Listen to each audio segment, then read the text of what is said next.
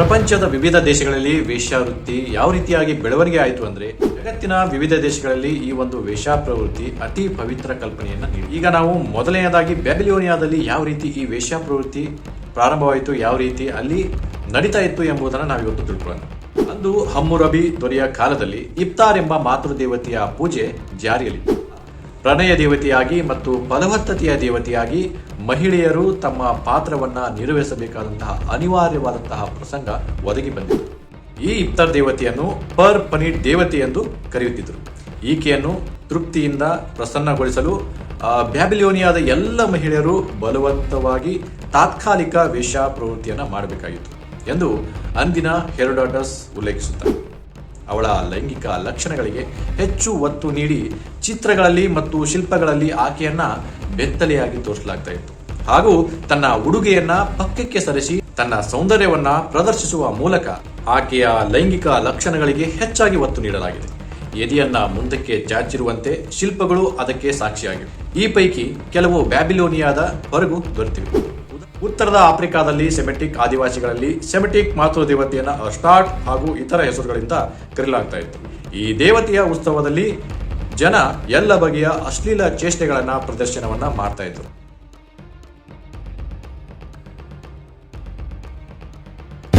ಪ್ರಪಂಚದ ವಿವಿಧ ದೇಶಗಳಲ್ಲಿ ವೇಶ್ಯಾವೃತ್ತಿ ಯಾವ ರೀತಿಯಾಗಿ ಬೆಳವಣಿಗೆ ಆಯಿತು ಅಂದ್ರೆ ಜಗತ್ತಿನ ವಿವಿಧ ದೇಶಗಳಲ್ಲಿ ಈ ಒಂದು ವೇಶ್ಯಾ ಪ್ರವೃತ್ತಿ ಅತಿ ಪವಿತ್ರ ಕಲ್ಪನೆಯನ್ನ ನೀಡಿದೆ. ಈಗ ನಾವು ಮೊದಲನೆಯದಾಗಿ ಬ್ಯಾಬಿಲೋನಿಯಾದಲ್ಲಿ ಯಾವ ರೀತಿ ಈ ವೇಶ್ಯಾ ಪ್ರವೃತ್ತಿ ಪ್ರಾರಂಭವಾಯಿತು, ಯಾವ ರೀತಿ ಅಲ್ಲಿ ನಡೀತಾ ಇತ್ತು ಎಂಬುದನ್ನು ನಾವಿವತ್ತು ತಿಳ್ಕೊಳ್ಳೋಣ. ಅಂದು ಹಮ್ಮುರಬಿ ದೊರೆಯ ಕಾಲದಲ್ಲಿ ಇಫ್ತಾರ್ ಎಂಬ ಮಾತೃದೇವತೆಯ ಪೂಜೆ ಜಾರಿಯಲ್ಲಿತ್ತು.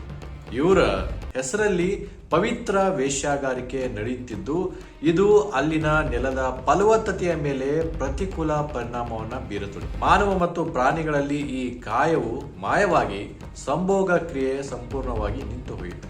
ಇದಕ್ಕೆ ಅನುಗುಣವಾಗಿ ಅತಿ ಘೋರ ಘಟನೆಗಳನ್ನ ತಪ್ಪಿಸಲು ಕೆಲವು ನಿವಾರಕಗಳನ್ನ ಅಂದ್ರೆ ಕೆಲವೊಂದಿಷ್ಟು ಪರಿಹಾರಗಳನ್ನ ಹುಡುಕಬೇಕಾಯಿತು. ಆಗ ಪ್ರಣಯ ದೇವತೆಯಾಗಿ ಮತ್ತು ಫಲವತ್ತತೆಯ ದೇವತೆಯಾಗಿ ಮಹಿಳೆಯರು ತಮ್ಮ ಪಾತ್ರವನ್ನ ನಿರ್ವಹಿಸಬೇಕಾದಂತಹ ಅನಿವಾರ್ಯವಾದಂತಹ ಪ್ರಸಂಗ ಒದಗಿ ಬಂದಿತು. ಮತ್ತು ಖಾಲಿ ಬಿದ್ದಂತಹ ಈ ಜಾಗವನ್ನ ತುಂಬಲು ಧಾರ್ಮಿಕ ವೇಶ್ಯಾಗಾರಿಕೆಯನ್ನ ಸೃಷ್ಟಿ ಮಾಡಲಾಯಿತು. ಆಗ 1928ರಲ್ಲಿ ಫ್ರೇಜರ್ ಮತ್ತು ಟೌನಿ ಹಾಗೂ 1929ರಲ್ಲಿ ಪೇಂಜರ್ ಉಲ್ಲೇಖಿಸಿದಂತೆ ಜೋಗನ್ ಶಂಕರ್ ದೇವದಾಸಿ ಸಂಪ್ರದಾಯ ಪುಟ 43 1993 ಇಫ್ತಾರ್ ದೇವತೆಯ ಮುರುಡಕನ್ ಹೆಂಡತಿ ಎಂದು ಸಾಹಿತ್ಯದಲ್ಲಿ ಉಲ್ಲೇಖಿಸಲಾಗಿದೆ. ಈ ಇಫ್ತಾರ್ ದೇವತೆಯನ್ನು ಪರ್ ಪನೀಟ್ ದೇವತೆ ಎಂದು ಕರೆಯುತ್ತಿದ್ದರು. ಈಕೆಯನ್ನು ತೃಪ್ತಿಯಿಂದ ಪ್ರಸನ್ನಗೊಳಿಸಲು ಬ್ಯಾಬಿಲೋನಿಯಾದ ಎಲ್ಲ ಮಹಿಳೆಯರು ಬಲವಂತವಾಗಿ ತಾತ್ಕಾಲಿಕ ವೇಶ್ಯಾ ಪ್ರವೃತ್ತಿಯನ್ನು ಮಾಡಬೇಕಾಗಿತ್ತು ಎಂದು ಅಂದಿನ ಹೆರೋಡಾಟಸ್ ಉಲ್ಲೇಖಿಸುತ್ತಾನೆ.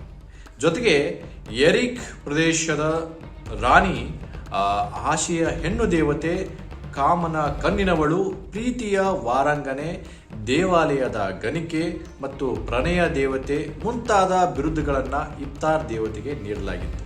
ಅವಳ ಲೈಂಗಿಕ ಲಕ್ಷಣಗಳಿಗೆ ಹೆಚ್ಚು ಒತ್ತು ನೀಡಿ ಚಿತ್ರಗಳಲ್ಲಿ ಮತ್ತು ಶಿಲ್ಪಗಳಲ್ಲಿ ಆಕೆಯನ್ನ ಬೆತ್ತಲೆಯಾಗಿ ತೋರಿಸಲಾಗ್ತಾ ಇತ್ತು. ಹಾಗೂ ತನ್ನ ಉಡುಗೆಯನ್ನ ಪಕ್ಕಕ್ಕೆ ಸರಿಸಿ ತನ್ನ ಸೌಂದರ್ಯವನ್ನ ಪ್ರದರ್ಶಿಸುವ ಮೂಲಕ ಆಕೆಯ ಲೈಂಗಿಕ ಲಕ್ಷಣಗಳಿಗೆ ಹೆಚ್ಚಾಗಿ ಒತ್ತು ನೀಡಲಾಗಿದೆ. ಎದೆಯನ್ನ ಮುಂದಕ್ಕೆ ಚಾಚಿರುವಂತೆ ಶಿಲ್ಪಗಳು ಅದಕ್ಕೆ ಸಾಕ್ಷಿಯಾಗಿವೆ. ಈ ಪೈಕಿ ಕೆಲವು ಬ್ಯಾಬಿಲೋನಿಯಾದ ಹೊರಗು ದೊರೆತಿವೆ. ಉದಾಹರಣೆಗೆ ಉತ್ತರದ ಸಿರಿಯಾದಲ್ಲಿ ಕಂಡುಬಂದಿವೆ. ಹಾಗೆ ಅನೇಕ ಪೂಜಾರಿಣಿಯರನ್ನು ಮತ್ತು ಸೇವಕಿಯರನ್ನ ಇಫ್ತಾರ್ ದೇವಾಲಯದಲ್ಲಿ ಕೆಲಸಕ್ಕೆ ನೇಮಿಸಿಕೊಳ್ಳಲಾಗ್ತಾ ಇತ್ತು. ಆ ಸೇವಕಿಯರು ಕಾಮುಕಿಯರಾಗಿದ್ದರು.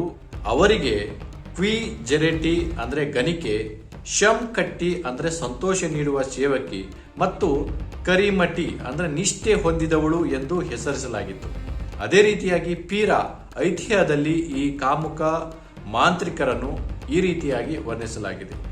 ಎರಿಕೆ ಎಂಬ ಊರು ಮತ್ತು ಇಫ್ತಾರ್ನ ಮನೆ ಅದು ಸೂಳೆಯರ ಪಟ್ಟಣ, ಹಾದರ ತವರು, ಗಿರಾಕಿಗಳಿಗಾಗಿ ಬಂದವರು ಇಫ್ತಾರ್ಗೆ ಒಂದು ಕೈಯಲ್ಲಿ ಹಣ ಕೊಡುತ್ತಾ ಇನ್ನೊಂದು ಕೈಯಲ್ಲಿ ಸೂಳೆಯ ಮೇಲೆ ಇಡುತ್ತಿದ್ದರು. ಅದೇ ರೀತಿಯಾಗಿ ಬ್ಯಾಬಿಲೋನಿಯಾದ ಅತ್ಯಂತ ಪ್ರಮುಖವಾದಂತಹ ಸಾಹಿತ್ಯ ಕೃತಿ ಗಿಲ್ ಗಮೇಶ್ ಮಹಾಕಾವ್ಯ ಈ ವಿಷಯದ ಮೇಲೆ ಗಮನಾರ್ಹವಾದ ಬೆಳಕನ್ನ ಚೆಲ್ಲುತ್ತದೆ.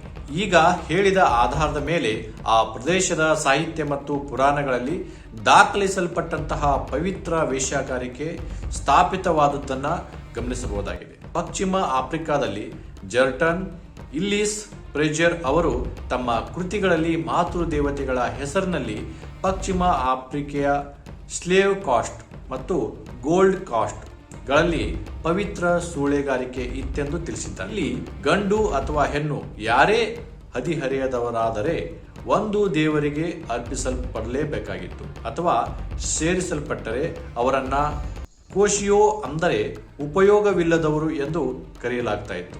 ಯಾಕೆಂದ್ರೆ ಒಂದು ದೇವರಿಗೆ ಅರ್ಪಿಸಲ್ಪಟ್ಟಂತಹ ಮಗು ಆ ದೇವರ ಸೇವೆಗೆ ಹೋಗುವುದು ಸಹಜವೇ ಆಗಿತ್ತು. ಹಾಗೆಯೇ ಅಂಥವರು ದೇವರಿಗೆ ಹೆಂಡತಿಯರಾಗುತ್ತಾ ಇದ್ರು. ದೇವರುಗಳಿಗೆ ಸಮರ್ಪಣೆಯನ್ನ ಮಾಡಲ್ಪಟ್ಟವರಿಗೆ ಮಾತ್ರ ಈ ಪದವನ್ನ ಬಳಕೆ ಮಾಡಬೇಕಾಗಿತ್ತು ಎಂಬುದು ನಿರ್ಬಂಧವಿರುವುದರಿಂದ ಕೋಶಿಯೋಳ ಮುಖ್ಯ ದಂಧೆ ವೇಶ್ಯಾಗಾರಿಕೆ ಮತ್ತು ಪ್ರತಿಯೊಂದು ಪಟ್ಟಣದಲ್ಲಿ 10 ರಿಂದ 12 ವರ್ಷ ವಯೋಮಾನದ ಸುಂದರ ಹುಡುಗಿಯರನ್ನ ಸ್ವೀಕರಿಸಲು ಈ ಬಗೆಯ ಒಂದು ಸಂಸ್ಥೆ ಅಲ್ಲಿ ಇತ್ತು ಎಂದು ಹೇಳ್ತಾರೆ. ಅವರು 3 ವರ್ಷಗಳಿದ್ದು ದೇವರುಗಳ ಪೂಜೆಗಳ ಒಂದು ವೈಚಿತ್ರ್ಯಗಳನ್ನ ಅಭ್ಯಸಿಸುತ್ತಾ ಪುರುಷ ಶಿಕ್ಷಣದೊಂದಿಗೆ ವೇಶ್ಯಾಗಾರಿಕೆಯನ್ನು ಅಭ್ಯಾಸ ಮಾಡುತ್ತಾರೆ. ತಮ್ಮ ವಾಯಿದೆ ಮುಗಿದ ನಂತರ ಸಾರ್ವಜನಿಕವಾಗಿ ವೇಶ್ಯಾಗಾರರಾಗುತ್ತಾರೆ. ಇಷ್ಟಾದರೂ ಅವರನ್ನ ಯಾರೂ ನಿಂದಿಸುವುದಿಲ್ಲ. ಅವರನ್ನ ದೇವರೊಂದಿಗೆ ಮದುವೆಯಾದವರೆಂದೇ ಪರಿಭಾಷಿಸುತ್ತಾರೆ ಮತ್ತು ಅವರ ಹಾವಳಿಯನ್ನು ದೇವರಿಂದ ನಿರ್ದೇಶಿಸಲ್ಪಟ್ಟ ಕ್ರಿಯೆ ಎಂದು ಭಾವಿಸಲಾಗುತ್ತದೆ. ಅವರ ಒಂದು ಮಿಲನದಿಂದ ಹುಟ್ಟಿದಂತಹ ಮಕ್ಕಳು ದೇವರಿಗೆ ಸೇರಿದವರಾಗಿರುತ್ತಾರೆ. ಉತ್ತರದ ಆಫ್ರಿಕಾದಲ್ಲಿ ಸೆಮೆಟಿಕ್ ಆದಿವಾಸಿಗಳಲ್ಲಿ ಸೆಮೆಟಿಕ್ ಮಾತೃ ದೇವತೆಯನ್ನ ಅಸ್ಟಾರ್ಟ್ ಹಾಗೂ ಇತರ ಹೆಸರುಗಳಿಂದ ಕರೆಯಲಾಗ್ತಾ ಇತ್ತು. ಈ ದೇವತೆಯ ಉತ್ಸವದಲ್ಲಿ ಜನ ಎಲ್ಲ ಬಗೆಯ ಅಶ್ಲೀಲ ಚೇಷ್ಟೆಗಳನ್ನ ಪ್ರದರ್ಶನವನ್ನ ಮಾಡ್ತಾ ಇದ್ರು. ಇದು ಬ್ಯಾಬಿಲೋನಿಯಾದಲ್ಲಿ ನಡೆದಂತಹ ವೇಶ್ಯಾಗಾರಿಕೆ ಪದ್ಧತಿ ಬೆಳೆದು ಬಂದ ರೀತಿ ಹಾಗೂ ದೇವದಾಸಿ ಪದ್ಧತಿಯ ಒಂದು ವಿಚಿತ್ರ ಆಚರಣೆ ಬೆಳೆದು ಬಂದಿರುವುದಕ್ಕೆ ಸಾಕ್ಷಿ. ಮತ್ತೊಂದು ದೇಶದಲ್ಲಿ ಯಾವ ರೀತಿಯಾಗಿ ಇತ್ತು ಈ ಒಂದು ವೇಶ್ಯಾಗಾರಿಕೆ ದೇವದಾಸಿ ಪದ್ಧತಿ ಎಂಬುದನ್ನು ತಿಳಿದುಕೊಳ್ಳಬೇಕೆ ನೀವು ಮಾಡಬೇಕಾಗಿರೋದು ಇಷ್ಟೇ. ಇದೇ ಯೂಟ್ಯೂಬ್ ಚಾನಲ್ ಅನ್ನ ಸಬ್ಸ್ಕ್ರೈಬ್ ಮಾಡಿ ಹಾಗೂ ಮುಂದಿನ ವಿಡಿಯೋವನ್ನು ನೋಡಿ. ಧನ್ಯವಾದಗಳು.